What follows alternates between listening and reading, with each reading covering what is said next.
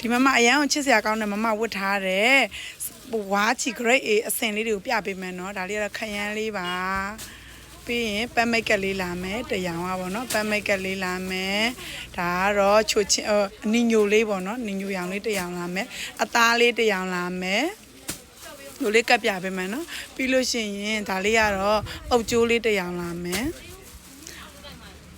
အဝါလေးတရောင်လာမယ်ကြံရွာလေးပေါ့နော်ဒါကတော့အသားနုရောင်လေးတရောင်လာမယ်ထောပတ်စိမ်းလေးတရောင်လာပါမယ်ဒီမမဝတ်ထားလေးရမ်းချစ်ဖို့ကောင်းတယ်မမနောက်လေးကိုညီမလေးကိုလှည့်ပြပေးပါဦးနောက်လေးမှာလည်းလူပခုံးပေါက်လေးပါတယ်ပေါ့နော်ကျိုးလေးနဲ့အသားလေးကဝါချီကိုဂရိတ်ရေသုံးပေးထားတယ်ဒီမမပေါင်ကျင်လေးကတော့ပေါင်ကျင်ညာကျော်ပေါ့နော်စိုက်90စိုက်လေးပေါ့နော်ဝေးရတက်တောင်တတအရန်ရှိတယ်ပြင်သွားရင်ထသွားထလာလည်းဝတ်လို့ရတယ်ဒီမမဆိုလို့ရှိရင်ရမ်းချစ်စရာကောင်းတယ်ဒါလေးဝယ်ပြီးတော့ဒါသူ shopping ထွက်တော့မှာပါရှင်မဆာတို့ဆိုင်မှာဒီလိုချစ်စရာကောင်းတဲ့မမတို့ဆိုင်လေးတွေမျိုးစုံရောက်ပါပြီရှင်ဘိုင်ဘိုင်